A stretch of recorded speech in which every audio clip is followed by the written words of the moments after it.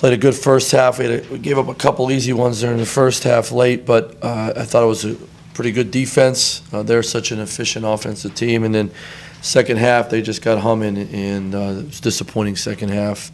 We couldn't put stops together, and offensively, we didn't finish well through contact especially in the second half, getting in the paint, and then we had some threes where we were teed up wide open. We didn't knock shots down. It's a bad combination when you're not getting stops and you're not making open shots. But we got to go back and watch the tape, figure it out, and find a way to get a little bit better every day and get ready for the next one.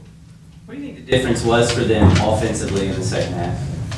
I thought our pressure on the ball in the first half, Matt, really was good. I thought it took some looks away when they did have some maybe open cutters or guys popping back for threes that were open. I didn't think our pressure on the ball was good enough. And then I thought we were a half step late dealing with some of the screens, and that's where you lose a little bit of contact. Now you're playing from behind, and they spread you out, and that's how they get those easy shots. And then when you try to take away a cut to the basket, a guy pops and he's open for a three, and it was 4 or 5 minutes of easy ones, and they're so efficient. They're going to make shots. We all know that. How much of that do you think is fatigue? Because with them, you have to defend those cuts, and you have to stick to your guy 20, every. Yeah, I mean that's why we were trying to sub more, but they didn't sub. They played 7 guys, and they're used to that. You're playing against a team that's going to control the tempo, and you try to wear them down a little bit in the press. You try to really get up and pressure them, make them dribble the ball more. And I thought in the first half we did that. I thought 2 of their players were getting a little fatigued towards the end of the first half, but we didn't do enough of that pressure, enough of sort of knocking them off their cuts in the second half, and then they got humming. For you guys, when the shots aren't falling and you don't have the success you want on offense, so what's the key to breaking out of that? Well, you got to get stops. I mean, you got to find guys out there that are going to help you get stops. I thought offensively we had a couple around the basket that just didn't go, and that puts you in a hole. And you go down there, if you shoot quick or take a bad shot, you got to go down there for 25, 30 seconds and chase them around. And what we want to do is take a good shot and finish so we can get in the press and try to get the style of play going a little bit. Because I did think at times when we got them racing a little bit with the press, they took some tough shots, and they took some quick shots. When we talk about shooting turnovers, but not enough of them. And I thought we drove the ball, we got in the paint, but we didn't finish through contact. And I thought we've been doing a good job of that lately, but we didn't do a good enough job today. I thought we took some tough twos, and you can't do that against a team like Davidson. How much do you think their 2-3 affected our flow offensively? And it's not a defense that they actually really used much in the past, but they probably only played it a couple possessions. What they were doing was they were looking like a 2-3, and then once the ball was passed, they just matched up with man-to-man. So it was their man-to-man. They just collapsed like crazy, which is what teams are going to do with Justin, the way Justin's been playing. We were moving it, and we got some good high-low action, all that stuff. But, on the backside, when you reverse that ball to the backside against teams that collapse, you got to attack closeouts, you got to make open shots, you got to drive that closeout and get in the paint and get to the rim and then share from there. And we did it, but we didn't get the results. And they only played a couple possessions at 2-3. In the first half, when they did, Johnny knifed the defense and we scored, and then we got a wide open shot by Justin. Coach, at times in the second half, did you get the sense they were trying to make the home run play for you guys offensively? That they were doing? No, that you were, I'm sorry. Yeah, I thought we took some bad threes. I mean, without a doubt. Late in the game we had to try to push it and score quick because it was it was 15 and 13, and it was a great effort. But I thought we took some tough ones. We had a lot of open threes. I mean, I'll go back and watch the tape. We got to make open threes. I mean, especially if they're going to collapse and have 5 guys in the lane. Some of them were teed up, but I thought we took some tough twos. Some guys call them runners.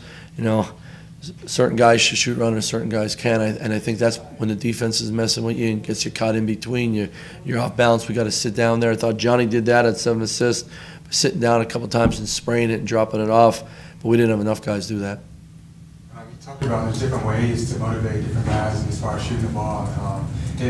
What kind of talk do you think there will be in the next couple of days that, when you have a night like this that you're struggling to put it behind you quickly? Well, we want to shoot in transition. If we have an open 3 in transition, we want to walk into it and step it. I think today we shot out of range, a couple out of range. I thought Derry took one in the first half, and Kel and Sean did, and I said, hey, get a little bit closer, get a little more comfortable. And sometimes that happens in the pace of the game or on that possession. You're running, you think you are where you are, and then you're not.